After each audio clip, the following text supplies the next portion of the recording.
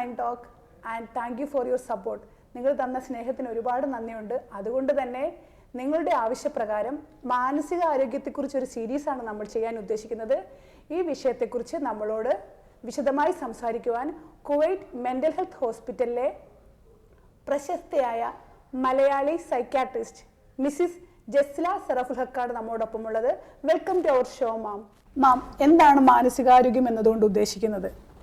Okay, മനസ്സിൻ്റെ ആരോഗ്യം എന്ന് പറയുമ്പോൾ നമുക്ക് പെട്ടെന്നൊരു കൺഫ്യൂഷൻ ഉണ്ടാവും. പക്ഷേ ശരീരത്തിൻ്റെ ആരോഗ്യത്തെ പറ്റി എല്ലാവർക്കും അറിയുന്ന ഒരു കാര്യമാണ്. അപ്പം മാനസികാരോഗ്യം എന്ന് പറയുമ്പോൾ നമ്മൾ വേൾഡ് ഹെൽത്ത് ഓർഗനൈസേഷൻ തന്നൊരു ഡെഫിനിഷൻ എന്ന് പറയുന്നത് emotional, psychological and social wellbeing, മാനസികവും വൈകാരികവും സാമൂഹികമായ ക്ഷേമം. സിമ്പിളായി പറയുമ്പോൾ ഒരു വ്യക്തി അവരുടെ ലൈഫ് ടൈമിൽ പലതരത്തിലുള്ള സ്ട്രെസ്സുകളിലൂടെ കടന്നു പോകാം. അത് പലതരത്തിലുള്ള ഫിനാൻഷ്യൽ ആകാം, ജോലിപരമാവാം, അങ്ങനെ പലതരത്തിലുള്ള സ്ട്രെസ്സുകൾ കടന്നു പോകാം. ഈ അവസരത്തിൽ അവർ സ്വയം കഴിവിനെ മനസ്സിലാക്കിക്കൊണ്ട് അവരെതെങ്ങനെ ഫേസ് ചെയ്യുന്നു, ഇതാണ് ഒന്നാമത്തെ കാര്യം. രണ്ടാമത്തെ കാര്യം, ഒരു വ്യക്തി മറ്റുള്ള ആൾക്കാരായിട്ട് എങ്ങനെ ബന്ധപ്പെടുന്നു, എങ്ങനെ പെരുമാറുന്നു, ഇതാണ് രണ്ടാമത്തെ കാര്യം. മൂന്നാമത്തെ കാര്യം എന്ന് പറയുമ്പോൾ എത്രത്തോളം ഫങ്ഷനിങ് ആണ്, ഡേ ടു ഡേ കാര്യങ്ങൾ എത്രത്തോളം അവർ ചെയ്യുന്നു. ഈ മൂന്ന് കാര്യങ്ങളാണ് ഒരു വ്യക്തി എത്രത്തോളം ഹെൽത്തിയാണെന്ന്, മൈൻഡ്ഫുള്ളി ഹെൽത്തിയാണെന്നുള്ളത് മനസ്സിലാക്കുന്ന മൂന്ന് കാര്യങ്ങൾ. അപ്പം ഒരാളുടെ സാമൂഹ്യമായിട്ടുള്ള ഇടപെടലുകളിൽ വ്യത്യാസമുണ്ടായാൽ, അല്ലെങ്കിൽ അയാളുടെ ഡേ ടു ഡേ ഒരു സ്ട്രെസ്സ് വന്നു അയാൾക്ക് അതുമായിട്ട് കോപ്പപ്പ് ചെയ്യാൻ പറ്റിയില്ലെങ്കിൽ അയാൾക്ക് മാനസികമായ ഒരു ബുദ്ധിമുട്ടുണ്ട് എന്നാണോ മനസ്സിലാക്കേണ്ടത്? അല്ല, അങ്ങനെയല്ല. നമ്മളിപ്പം മനസ്സിൻ്റെ അനാരോഗ്യം എന്ന് പറയുമ്പം ഇതിന് എക്സാക്ട് ഓപ്പോസിറ്റ്. നിങ്ങൾ ഒന്ന് ആലോചിച്ച് നോക്കുക. ഒരു വ്യക്തി സാധാരണ ചെയ്യേണ്ട കുറച്ച് കാര്യങ്ങളുണ്ട്, അതൊന്നും ചെയ്യാതിരിക്കുക. ജോലിക്ക് പോകുന്ന ആൾ ജോലിക്ക് പോവാതിരിക്കുക, അല്ലെങ്കിൽ വീട്ടിലിരിക്കുന്ന ഒരു ഹൗസ് വൈഫ് ആണെങ്കിൽ അവർ വീട്ടിലെ കാര്യങ്ങൾ ശ്രദ്ധിക്കാതിരിക്കുക, മക്കളുടെ കാര്യങ്ങൾ ശ്രദ്ധിക്കാതിരിക്കുക. അതേപോലെ ഉറക്കം ഇല്ലാത്തൊരവസ്ഥ, അല്ലെങ്കിൽ ഭക്ഷണത്തിനോ താല്പര്യമില്ലാത്ത അവസ്ഥ, മറ്റുള്ളവരായിട്ട് ഇടപഴകാതെ ഐസൊലേറ്റഡ് ആയിട്ടിരിക്കുക, അല്ലെങ്കിൽ ദേഷ്യം, കൂടുതലായിട്ടുള്ള ദേഷ്യം, ചെറിയ ദേഷ്യമല്ല കൂടുതലായിട്ടുള്ള ദേഷ്യം, ഇതൊക്കെ അവരുടെ ഫംഗ്ഷനിങ്ങിനെ എഫക്റ്റ് ചെയ്യുന്ന കുറേ ലക്ഷണങ്ങളാണ്. ഇതൊക്കെ മനസ്സിൻ്റെ അനാരോഗ്യത്തിൻ്റെ ലക്ഷണങ്ങളാണ്. ഓക്കെ, ഇപ്പം മനസ്സിലാവുന്നുണ്ട്. ഇപ്പം മാമിൻ്റെ OPD വരുന്ന ആൾക്കാരെ എടുക്കുവാണെങ്കിൽ, അല്ലെങ്കിൽ അത് വേണ്ട, നമുക്ക് ഒരു 12 വയസ്സിന് താഴെയുള്ള കുട്ടികൾ ഫേസ് ചെയ്യുന്ന മാനസിക പ്രശ്നങ്ങൾ എന്തൊക്കെയാണ്? ഓക്കെ, 12 വയസ്സിൽ യൂഷ്വലി ചെറിയ മക്കളാകുമ്പോൾ അവർ സ്വയം ഒരു പ്രശ്നമുണ്ടെന്ന് വന്ന് പറയത്തില്ല. നമ്മൾ മാതാപിതാക്കൾ അത് കണ്ടറിഞ്ഞിട്ട് വേണം എന്ത് ചെയ്യാൻ, അവർക്കുള്ള സഹായം എത്തിക്കാൻ. അപ്പം സാധാരണ 12 ഇയേഴ്സിൻ്റെ താഴെ എന്ന് പറയുമ്പം സ്കൂളിലുള്ള പാരൻസ് ആയിരിക്കും ചിലപ്പോൾ നോട്ടീസ് ചെയ്യുക. ഒരു 4 വയസ്സൊക്കെ ആകുമ്പോൾ കുട്ടികളെ സ്കൂളിൽ ചേർക്കും, അപ്പോഴായിരിക്കും ടീച്ചേഴ്സ് നോട്ടീസ് ചെയ്യും, പാരൻസിനെ ഇൻഫോം ചെയ്യും. അപ്പം സാധാരണ നമ്മൾ ബുദ്ധിമാന്ദ്യം, ന്യൂറോ ഡെവലപ്മെൻറ്റൽ ഡിസോർഡർ, ബുദ്ധിമാന്ദ്യം എല്ലാവർക്കും അറിയുന്ന ഒരു കാര്യമാണ്. ചെറുപ്പം തൊട്ടേ മൈൽ സ്റ്റോൺസ് ഡിലേ ആവുക, നടക്കേണ്ട സമയത്ത് നടക്കാതിരിക്കുക, ഇരിക്കേണ്ട സമയത്ത് ഇരിക്കാതിരിക്കുക, അത് പെട്ടെന്ന് തന്നെ നോട്ടീസ് ചെയ്യുന്ന ഒരു കാര്യമായിരിക്കും. പക്ഷേ ചില neuro developmental disorder like ADHD, നമ്മുടെ പേരിൽ തന്നെ ഉണ്ട്, attention deficit hyper activity disorder. Attention കുറയുക, അതേപോലെ ഹൈപ്പർ ആക്ടിവിറ്റി. ചില മക്കൾ രണ്ടും, അറ്റൻഷൻ ഡെഫിസിറ്റും ഹൈപ്പർ ആക്ടിവിറ്റി രണ്ടുമായിട്ട് കാണിക്കാം, അല്ലെങ്കിൽ അറ്റൻഷൻ ഡെഫിസിറ്റ് മാത്രമായിട്ട്, അല്ലെങ്കിൽ ഹൈപ്പർ ആക്ടിവിറ്റി മാത്രമായിട്ട് കാണിക്കാം. ഈ പേരിൽ തന്നെ ഉണ്ട്, ശ്രദ്ധ കുറവായിരിക്കും, അവരോട് സംസാരിക്കുമ്പോൾ അവരേതോ ലോകത്തേക്ക് പോകുന്ന പോലെ ആയിരിക്കും. അതുകൊണ്ട് തന്നെ പഠനത്തിന് ബുദ്ധിമുട്ട് വരാം. അതുപോലെ സാധനങ്ങൾക്ക് മിസ് ചെയ്യാം, സ്കൂളിൽ കൊണ്ടുവന്ന സാധനങ്ങളൊന്നും തിരിച്ച് വീട്ടിലേക്ക് കൊണ്ടുവരത്തില്ല. ഇതൊക്കെ ആയിരിക്കും ശ്രദ്ധ കുറവിൻ്റെ ലക്ഷണങ്ങൾ. ഹൈപ്പർ ആക്ടിവിറ്റി എന്ന് പറയുമ്പോൾ ഒരു സ്ഥലത്ത് ഇരിക്കില്ല, എപ്പോഴും ഇങ്ങനെ മൂവ് ചെയ്തുകൊണ്ടിരിക്കും, റെസ്റ്റ്ലെസ് ആയിരിക്കും. ഇതാണ് ഹൈപ്പർ ആക്ടിവിറ്റി. അതുകൊണ്ട് തന്നെ ഇടയ്ക്കിടയ്ക്ക് വീഴുക, അതുകൊണ്ട് തന്നെ പലതരം ഇഞ്ചുറീസ് ഒക്കെ വരും. ഇതൊക്കെ ഹൈപ്പർ ആക്ടിവിറ്റീൻ്റെ ലക്ഷണങ്ങളാണ്. പിന്നുള്ളത് ന്യൂറോ ഡെവലപ്മെൻറ്റൽ ഡിസോർഡറാണ് ഓട്ടിസം. ഓട്ടിസം എല്ലാവരും കേൾക്കുന്ന ഒരു കാര്യമാണ്. ഓട്ടിസത്തെ പറ്റി എന്തെങ്കിലും അറിയോ? ഞാൻ ഓട്ടിസം സ്പെഷ്യലിസ്റ്റ് ആണ്. അപ്പോൾ അറിയാലോ, ഞാൻ പറയാതെ തന്നെ അറിയാം. ഓട്ടിസം എന്ന് പറയുമ്പോൾ ഐ കോണ്ടാക്ട് കുറവായിരിക്കും, കുട്ടികളായിട്ടുള്ള ഐ കോണ്ടാക്ട് കുറവായിരിക്കും. അതുപോലെ ഒരു റെസ്ട്രിക്റ്റഡ് റെപ്പിറ്റേറ്റീവ് ആക്ടിവിറ്റി എന്ന് വെച്ചാൽ ഒരു കാര്യം തന്നെ പലതവണ ചെയ്യുക. ചിലപ്പോൾ ഒരു കാറിൻ്റെ ടയറായിരിക്കും ഇഷ്ടം, അത് വെച്ച് കളിക്കുക, അല്ലെങ്കിൽ സാധനങ്ങൾ നിരനിരയായിട്ട് വെക്കുക. പിന്നെ അതുപോലെ കമ്മ്യൂണിക്കേഷൻ പ്രോബ്ലം, അതാണ് മെയിൻ പ്രോബ്ലം. അവർക്ക് സംസാരത്തിൽ ഡിലേ ഉണ്ടാവും, മറ്റുള്ളവർക്ക് ഇടപഴകാനുള്ള ബുദ്ധിമുട്ട്. ഇതാണ് ഓട്ടിസത്തിൻ്റെ മെയിൻ ഫീച്ചേഴ്സ്. പിന്നെ കുറേ ലക്ഷണങ്ങൾ അത് ഞാൻ ഇതിവിടെ ദീർഘിപ്പിക്കുന്നില്ല. പിന്നെ ഉള്ളത് ന്യൂറോ ഡെവലപ്മെൻറ്റിലാണ് പഠന വൈകല്യം, ലേണിംഗ് ഡിസബിലിറ്റി. IQ നോർമൽ ആണെങ്കിൽ പോലും പഠിക്കാനുള്ള ബുദ്ധിമുട്ട് വരാം. പിന്നെ കുട്ടികൾ കാണുന്നതാണ് ഇമോഷണൽ പ്രോബ്ലംസ്.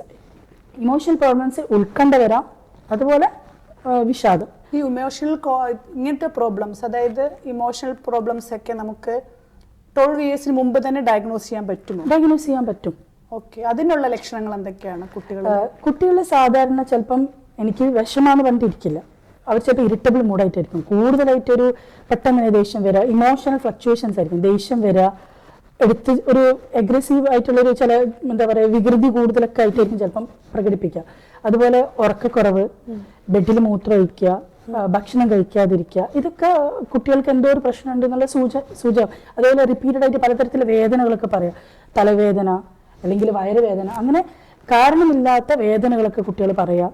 പിന്നെ പേടിപ്പെടുത്തുന്ന ഡ്രീംസ് കാണാം, സ്വപ്നങ്ങൾ കാണാം. ഇതൊക്കെ കുട്ടികൾക്ക് എന്തോ സ്ട്രെസ്സിലൂടെ കടന്നു പോകുന്നുള്ളത് നമുക്ക് മനസ്സിലാക്കാൻ പറ്റും. അപ്പം ഈ മാനസികാരോഗ്യത്തിൻ്റെ കാര്യം നമ്മൾ ഓട്ടിസം അല്ലെങ്കിൽ സെറിബ്രൽ പൾസി അല്ലെങ്കിൽ മെൻ്റൽ ഡൗൺ സിൻഡ്രം ഇതൊക്കെ ഓക്കെ ജന്മനാലുള്ളതാണ്.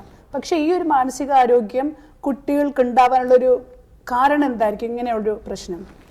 ഓക്കെ, നമുക്ക് വിഷാദ രോഗം പോലുള്ള പ്രശ്നങ്ങൾ കുട്ടികൾക്ക് ഉണ്ടാവാനുള്ള ഒരു കാരണം നമുക്ക് എക്സാക്ട്ലി ഒരു റീസൺ പറയാൻ പറ്റത്തില്ല. പക്ഷെ എന്നാലും ഒരു കോമൺ ആയിട്ടുള്ള ഒരു കാര്യം ജനറ്റിക്, പാരമ്പര്യമായിട്ട് വരുമ്പോൾ ഡെഫിനറ്റ് ആയിട്ട് കുട്ടിക്ക് വരാനുള്ള സാധ്യത കൂടുതലാണ്. പിന്നെ കുട്ടികൾക്ക് പലതരത്തിൽ സ്ട്രെസ് നമ്മളെ മുതിർന്നവരെ കമ്പയർ ചെയ്യുമ്പം അവർ സ്ട്രെസ് കുറച്ചും കൂടെ വ്യത്യാസം ഉണ്ടാവും. അപ്പം സ്ട്രെസ് എന്ന് പറയുമ്പം കുട്ടികളിൽ പഠനത്തിനുള്ള പ്രശ്നങ്ങളായിരിക്കാം, അല്ലെങ്കിൽ വീട്ടിലെ സാഹചര്യം, പ്രത്യേകിച്ച് പറയേണ്ടത് കുട്ടികൾ ജീവിക്കുന്ന സാഹചര്യം വളരെ ഇമ്പോർട്ടൻ്റ് ആണ്. പാരൻസ് തമ്മിലുള്ള വഴക്കുകൾ, അല്ലെങ്കിൽ പാരൻസിൽ ആരെങ്കിലും ലഹരി ഉപയോഗിക്കുക, അല്ലെങ്കിൽ സെപ്പറേറ്റഡ് ആയിട്ടുള്ള ഡിവോഴ്സ്ഡ് ആയിട്ടുള്ള പാരൻസ്, അതുപോലെ കുട്ടികളിൽ സ്ട്രെസ്ഡ് എന്ന് പറഞ്ഞാൽ ശരീരത്തിൽ എന്തെങ്കിലും മാറ്റങ്ങൾ വരുമ്പോൾ അവർ ഏജ് കൂടുന്തോറും ചെറിയ മാറ്റങ്ങളൊക്കെ ശരീരത്തിൽ വരാം. അപ്പോൾ അത് അവർക്കൊരു സ്ട്രെസ് ഉണ്ടാക്കും.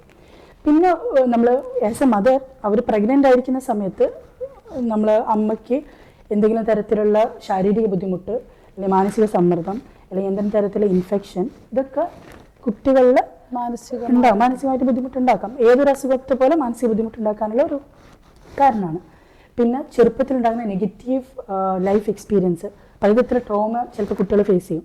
ഇത് ഭാവിയിൽ ചിലപ്പം ഡിപ്രഷൻ, അതുപോലെ പേഴ്സണാലിറ്റി ഡിസോർഡർ, അതുപോലുള്ള പേഴ്സണാലിറ്റി ഡിസോർഡേഴ്സ് ഉണ്ടാക്കാനുള്ള ഒരു ഈ ബാഡ് ടച്ച് ഒക്കെ അതിൽ വരുന്നതാണ്. കുട്ടികളിൽ നമ്മളെപ്പോഴും അവയർനെസ് കൊടുക്കാറുണ്ടല്ലോ, good touch bad touch awareness ഒക്കെ, അതൊക്കെ ഇതിൽ വരുന്നതാണോ? ബാഡ് ടച്ച് നമ്മൾ കുട്ടി അങ്ങനെ ഇത് എങ്ങനെ എടുക്കുന്നു എന്നുള്ളതാണ്. ബാഡ് ടച്ച് എന്ന് പറയുന്നത് കുട്ടി ആ സമയത്ത് മനസ്സിലാക്കണമല്ലോ അതൊരു ബാഡ് ടച്ചാന്നുള്ളത്.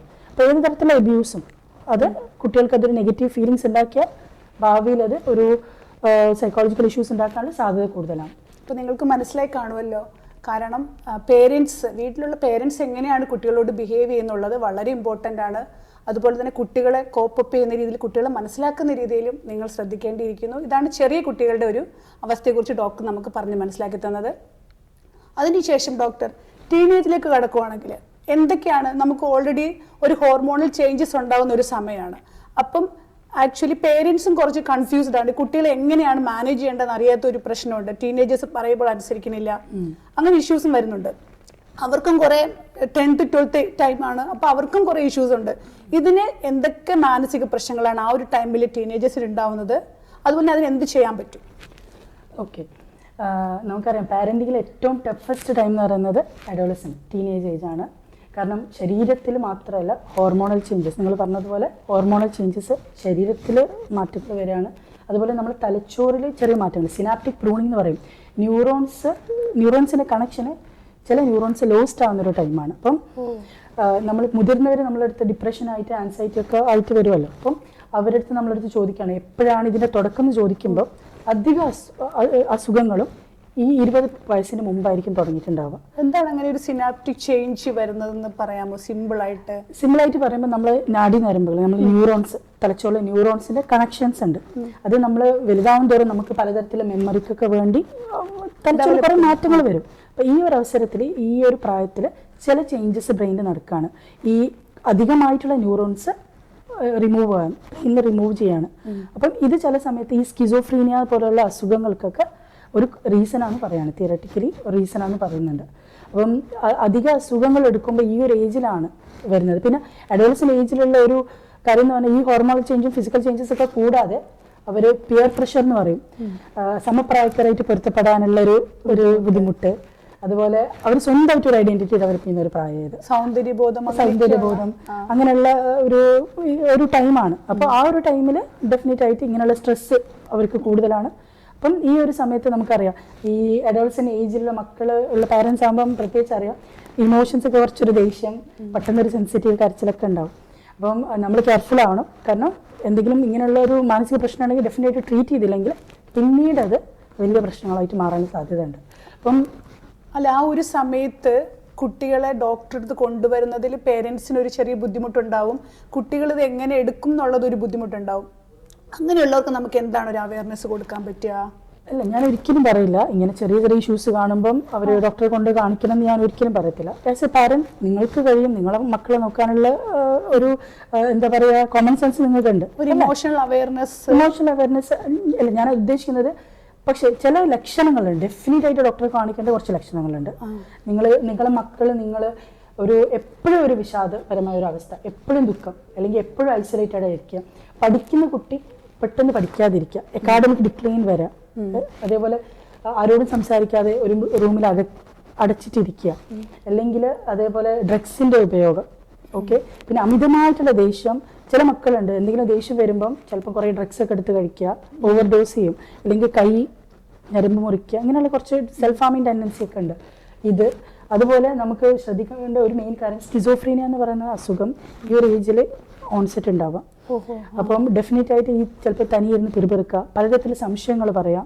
ഇങ്ങനെയൊക്കെ ആകുമ്പോൾ സംശയങ്ങൾ എന്ന് പറയുമ്പോൾ എന്നെ ആരും ഉപദ്രവിക്കാൻ വരുന്നു, അല്ലെങ്കിൽ എന്നെ ആരോ ട്രാക്ക് ചെയ്യുന്നുണ്ട്, മൊബൈൽ ഫോൺ ആരോ ട്രാക്ക് ചെയ്യുന്നു, അല്ലെങ്കിൽ പലതരത്തിലുള്ള സംശയങ്ങൾ, എന്നെ ആരോ ക്യാമറ വെച്ച് വാച്ച് ചെയ്യുന്നു. ഇതെല്ലാം ഈ സിനാപ്റ്റിക് ചേഞ്ചസ് കൊണ്ടുണ്ടാവുന്നതാണ്. പിയർ പ്രഷർ അങ്ങനെ ഒരു റീസൺ പറയാൻ പറ്റത്തില്ല. നമ്മൾ ക്രോണിക് ഇൽനെസ്സിൽ പ്രമേഹം, പ്രഷറൊക്കെ പോകുമ്പോൾ നമ്മൾ പല കാരണങ്ങളുണ്ട്. അങ്ങനെ ഒരു കാരണം നമുക്ക് ഒരു എക്സാക്ട് റീസൺ പറയാൻ പറ്റത്തില്ല. അപ്പൊ ഈ reasons one of the reason അങ്ങനെ പറയാൻ പറ്റത്തുള്ളൂ. അപ്പം നിങ്ങൾ ശ്രദ്ധിക്കണം, ഇങ്ങനെയുള്ള ലക്ഷണങ്ങൾ കാണുമ്പോൾ ഡെഫിനറ്റ് ആയിട്ട് ഉറങ്ങുന്നില്ല കുട്ടി, അങ്ങനെയാകുമ്പോൾ ഡെഫിനറ്റ് നിങ്ങളൊരു സൈക്കോളജിസ്റ്റിനെ കൊണ്ട് കാണിക്കണം. അപ്പം ഈ ടീനേജേഴ്സിനെ അഫക്റ്റ് ചെയ്യുന്ന സ്ട്രെസ്സുകൾ എന്തൊക്കെയാണെന്ന് പറയാമോ? ടീനേജേഴ്സും കുട്ടികളും രണ്ടുപേർക്കും സ്ട്രെസ് പലതരത്തിലുണ്ട്. ഞാൻ ഓൾറെഡി കുട്ടികളുടെ സ്ട്രെസ് ഞാൻ ഓൾറെഡി പറഞ്ഞു. ടീനേജിൽ ഓൾറെഡി പിയർ പ്രഷർ എന്ന് പറഞ്ഞാൽ മറ്റുള്ള കുട്ടികളുമായിട്ട് ഇടപഴകാനുള്ള ആ ഒരു സമ്മർദ്ദം. അപ്പം ചില മക്കൾ സ്കൂളിലുള്ള മക്കളാകുമ്പോൾ പലതരത്തിൽ ഡ്രഗ്സ് ഒക്കെ യൂസ് ചെയ്യുമ്പോൾ അവർക്കത് യൂസ് ചെയ്യാനുള്ള ഒരു ടെൻഡൻസി, അത് അവർക്ക് സ്ട്രെസ് ഉണ്ടാക്കും. ഒരു സെക്കൻഡ്, ഗേൾസിൻ്റെ കാര്യം കൂടി ഒന്ന് വിശദീകരിക്കാം. അവരുടെ പീരിയഡ്സ് ആവുന്ന സമയവും അങ്ങനത്തെ എന്തെങ്കിലും മാനസിക പ്രശ്നങ്ങൾ അവർക്ക് ഉണ്ടാകാറുണ്ടോ? ഡെഫിനറ്റ് ആയിട്ട്. ലൈക്ക് നമ്മൾ ഈ പറഞ്ഞില്ലേ, ഞാൻ നിങ്ങളിപ്പോൾ ടീനേജ് ആണോ ഉദ്ദേശിക്കുന്നത് അല്ലെങ്കിൽ സ്ത്രീകളുടെ? അതല്ല, ഞാനിപ്പം ടീനേജേഴ്സിലാണല്ലോ നമ്മളൊരു ടീനേജേഴ്സിൻ്റെ കാര്യമാണ് ഇപ്പോൾ പറഞ്ഞുകൊണ്ടിരിക്കുന്നത്. അതിൽ ഈ ടീനേജേഴ്സിലെ പെൺകുട്ടികൾ അഭിമുഖീകരിക്കുന്ന സ്പെഷ്യലായിട്ടുള്ള എന്തെങ്കിലും ഇഷ്യൂസ് ഉണ്ടോ? സ്ത്രീകളിൽ മാത്രം ഹോർമോണൽ ചേഞ്ചസ് വരുന്ന സമയത്ത്, ലൈക്ക് പ്രീ മെൻസ്ട്രൽ സിൻഡ്രോം എന്ന് പറയും, മാസമുറ വരുന്ന സമയത്തുള്ള ബുദ്ധിമുട്ട് സാധാരണ സ്ത്രീകളിൽ ഉണ്ടാവുന്നതാണ്. പക്ഷെ ചില കുട്ടികൾക്ക് അല്ലെങ്കിൽ അഡോളസൻ ഏജിൽ കുറച്ചുകൂടി കൂടുതലായിരിക്കും.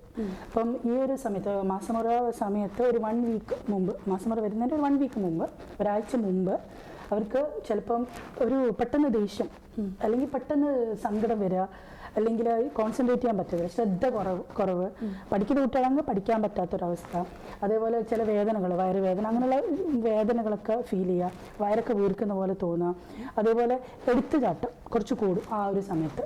അപ്പോൾ ഇതിനാണ് പ്രീ മെൻസ്ട്രൽ സിൻഡ്രോം എന്ന് പറയുന്നത്. സാധാരണ ഇത് സ്ത്രീകളിൽ അധിക ശതമാനം 90% സ്ത്രീകളിൽ ഈ പ്രീ മെൻസ്ട്രൽ സിംറ്റംസ് ഉണ്ടാവാം. പക്ഷേ അതൊരു ഡിസ്ഫോറിക് ഡിസോർഡർ എന്ന് പറയുന്നത് ഇതവരെ ഫംഗ്ഷനിങ്ങിനെ എഫക്റ്റ് ചെയ്യും. സ്കൂളിൽ പോകാതിരിക്കാൻ തോന്നാം, ചിലപ്പോൾ അടച്ചു മൂടിയ റൂമിലിരിക്കും ഒരു 1 വീക്കോളം. ഇതൊക്കെ ഒരു പ്രശ്നമുള്ള കാര്യമാണ്. അപ്പം ഡെഫിനറ്റ് ആയിട്ട് നിങ്ങളത് ഹെൽപ്പ്. അപ്പം നമുക്ക് ചെയ്യാൻ പറ്റുന്ന ഒരു കാര്യം തന്നെ, ഈ ഒരു സമയത്ത് നമുക്കറിയാം ഇത് വരാൻ പോകുന്നു എന്നുള്ളത്, നമ്മുടെ മൈൻഡ് ഓൾറെഡി അതിനുവേണ്ടി പ്രിപ്പയർ ചെയ്യുക. അതുപോലെ എന്തെങ്കിലും റെസ്പോൺസിബിലിറ്റി ഉണ്ടെങ്കിൽ നമ്മൾ കുറച്ച് അതിന് ശേഷം അല്ലെങ്കിൽ പ്രീപോണ്ട് ചെയ്യുക. എന്തെങ്കിലും റെസ്പോൺസിബിലിറ്റി ഉണ്ടെങ്കിൽ അത് കുറച്ചും കൂടി നേരത്തേക്കോ അല്ലെങ്കിൽ മുമ്പത്തേക്കോ മാറ്റാൻ വേണ്ടി ട്രൈ ചെയ്യുക. ഇതൊക്കെ നമുക്ക് ചെയ്യാൻ പറ്റുന്നു. അതുപോലെ തന്നെ കുട്ടികൾ അമിതമായി ഇപ്പോൾ മൊബൈൽ ഉപയോഗിക്കുന്നുണ്ട്.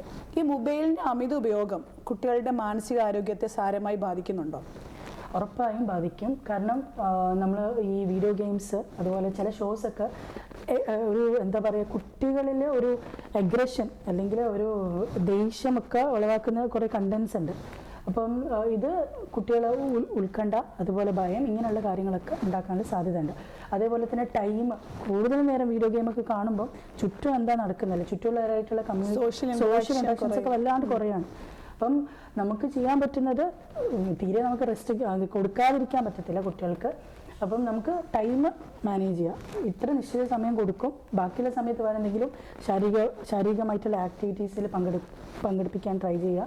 അതേപോലെ ബോർഡ് ഗെയിംസ്, റീഡിങ്, ഇങ്ങനെയുള്ള കുറേ ആക്ടിവിറ്റീസ് ഉണ്ടല്ലോ, അപ്പോൾ അങ്ങനെയുള്ള കാര്യങ്ങളൊക്കെ ചെയ്യാൻ വേണ്ടി ശ്രമിക്കുക. ഈ ടീനേജ് കുട്ടികളുടെ മെന്റൽ ഹെൽത്ത് ബൂസ്റ്റ് ചെയ്യാൻ വേണ്ടിയിട്ട് നോർമലി നിങ്ങൾ പറയുന്ന മെഡിസിൻ അല്ലാത്ത എന്തെങ്കിലും ടെക്നിക്സുകളെ കുറിച്ച് പറയാമോ? ടീനേജ് കുട്ടികൾ ഈ പറഞ്ഞതുപോലെ തന്നെ കുട്ടികൾ ചിലപ്പോൾ ഉറക്ക്, നമ്മൾ പറയാം കൂടുതൽ ടൈം ഫോണൊക്കെ നോക്കി ഉറക്ക് ഡിസ്റ്റർബ് ആവും. പക്ഷേ ഉറക്ക് നല്ല രീതിയിൽ ആ ഒരു 8 to 8 hours ഒരു കണ്ടിന്യൂസ് ഉറക്ക് ഇമ്പോർട്ടൻ്റ് ആണ്. ഉറക്ക് കുട്ടികൾ അതുപോലെ ഫിസിക്കൽ ആക്ടിവിറ്റി, ശാരീരികമായിട്ടുള്ള എന്തെങ്കിലും ആക്ടിവിറ്റീസിൽ ഏർപ്പെടുക, അത് ഇമ്പോർട്ടൻ്റ് ആണ്. പിന്നെ അതുപോലെ തന്നെ ഇതിന് പാരൻസിന് നല്ല റോളുണ്ട്. പാരൻസ് കഴിയുന്നതും മക്കളുമായിട്ടൊരു ബോണ്ട്, ഒരു കണക്ഷൻ ഉണ്ടാക്കാൻ ട്രൈ ചെയ്യുക. കാരണം ടീനേജ് കുട്ടികളെ മാനേജ് ചെയ്യാൻ അമ്മമാർക്ക് എപ്പോഴും ഒരു ബുദ്ധിമുട്ട്, അല്ലെങ്കിൽ അവരെപ്പോഴും ദേഷ്യമാണ്, നേരത്തെ ഉള്ള ഒരു രീതിയല്ല ഇപ്പോൾ കുട്ടി കാണിച്ചുകൊണ്ടിരിക്കുന്നതെന്ന് പല അമ്മമാരും പറയാറുണ്ട്. അതാദ്യം നിങ്ങൾ മനസ്സിലാക്കി, ഈ ഒരു പ്രായത്തിൽ കൂടെയാണ് കുട്ടികൾ കടന്നു പോകുന്നത്. ആദ്യം നമ്മൾ സ്വയം മനസ്സിലാക്കണം. അപ്പോൾ തന്നെ നമ്മൾ വളർന്നു വന്ന സാഹചര്യവും മക്കൾ വളർന്ന സാഹചര്യവും തമ്മിൽ വ്യത്യാസമുണ്ട്. ഒരിക്കലും നമ്മളെ ലൈഫായിട്ട് അവരെ കമ്പയർ ചെയ്യാൻ പറ്റത്തില്ല. അപ്പം നമ്മൾ എന്ത് ചെയ്യണം, അവർ ഈ ഇപ്പോഴത്തെ ഒരു ടെക്നോളജി യുഗത്തിൽ അവർ ജീവിക്കുന്നുള്ളത് നമ്മൾ ആദ്യം മനസ്സിലാക്കുക. അതിനനുസരിച്ച് അവരടുത്ത് പെരുമാറാൻ ശ്രമിക്കുക. ചെറിയ ഈ പറഞ്ഞ മൂഡ് ചേഞ്ചസ് ഒക്കെ, അല്ലെങ്കിൽ പെട്ടെന്ന് ദേഷ്യപ്പെടുക, അല്ലെങ്കിൽ പെട്ടെന്ന് സെൻസിറ്റീവ്, അത് അവരെ പ്രായത്തിൻ്റെ വ്യത്യാസമെന്ന് മനസ്സിലാക്കിക്കൊണ്ട് അവർ തമ്മിലൊരു ബോണ്ട് ഉണ്ടാക്കാൻ ശ്രമിക്കുക. അറ്റ്ലീസ്റ്റ് ദിവസത്തിലൊരു നേരെങ്കിലും ഒരുമിച്ച് ഫുഡ് കഴിക്കാൻ നോക്കുക, ഒരുമിച്ച് ടേബിളിൽ ഒരുമിച്ചിരുന്ന് ഫുഡ് കഴിക്കാൻ നോക്കുക. എന്തെങ്കിലും തരത്തിലുള്ള ഒരു വീട്ടിലുള്ള എന്തെങ്കിലും ഒരു റെസ്പോൺസിബിലിറ്റി, കുട്ടികളെ ഏൽപ്പിക്കുക. ഇതൊക്കെയാണ് ആസ് എ മാതാപിതാക്കൾ എന്നുള്ള രീതിയിൽ നമുക്ക് ചെയ്യാൻ പറ്റുന്നൊരു കാര്യം. പിന്നീടെന്ന് പറഞ്ഞാൽ നമ്മളോടൊപ്പം കൗൺസിലിംഗ് വരുന്ന പല ആൾക്കാരോടും ചോദിച്ചു കഴിഞ്ഞാൽ അവർക്ക് ഡോക്ടർ പറഞ്ഞതുപോലെ തന്നെ ടീനേജിലോ അല്ലെങ്കിൽ 18 yearsലോ എന്തെങ്കിലും ഒരു ഇഷ്യൂസ് മിക്ക ആൾക്കാരും പറയുന്നുണ്ട്. ദാറ്റ് മീൻസ് അന്ന് എന്തെങ്കിലും ഒരു ഇഷ്യൂസ് ഉള്ളവർക്ക് ഡെഫിനറ്റ്ലി ഒരു പ്രോബ്ലം പിന്നീട് ഉണ്ടാകുമെന്നാണോ? അല്ല, ഡെഫിനറ്റ് എന്നല്ല. മുതിർന്നവർ ഡിപ്രഷൻ, ആൻസൈറ്റി ഒക്കെ വരുന്ന ഒരു പരിധി വരെ നമ്മൾ മുമ്പോട്ട് നോക്കുമ്പോൾ ഇതിൻ്റെയൊക്കെ ഉത്ഭവം എന്ന് പറയുന്നത് ചിലപ്പോൾ ഈ ഒരു ഏജിലായിരിക്കും. അപ്പൊ എന്തുകൊണ്ടാണ് ഇത്രയും വർഷത്തെ ഒരു ഗ്യാപ്പിൽ പിന്നീട് നമുക്ക് ആ ഒരു രീതിയിലേക്ക് റിക്കറായി ഇങ്ങനെ വരുന്നത്? ഒന്നാമത്തെ കാര്യം എന്ന് പറയുമ്പം ഈ കൗമാരപ്രായക്കാർ ഇങ്ങനെയുള്ള മൂഡ് ചേഞ്ചസ് ഒക്കെ, ഇങ്ങനെ പെട്ടെന്നുള്ള ഈ ദേഷ്യമൊക്കെ കാണുമ്പോൾ അവർ വിചാരിക്കും ഈ പ്രായത്തിൻ്റെതാണ്, അതിൽ കൂടുതൽ ശ്രദ്ധിക്കുന്നില്ല. അവരിപ്പോൾ നമ്മളെടുത്ത് എൻ്റെ മനസ്സ് വേദനിക്കുന്നു അല്ലെങ്കിൽ ദുഃഖമാണെന്ന് പറയുമ്പോൾ പാരൻസാണ്, വലിയ കാര്യമൊന്നുമില്ല, ഇത് വെറുതെ പറയാണ്, അങ്ങനെ ചിന്തിക്കുക പാരൻസ് അല്ലേ, അങ്ങനെ ചിന്തിക്കുക. അപ്പോൾ ഇതുകൊണ്ടായിരിക്കാം അതൊരു കൂടുതലായിട്ടുള്ളൊരു ശ്രദ്ധ നേടാത്തത്. ഓക്കെ.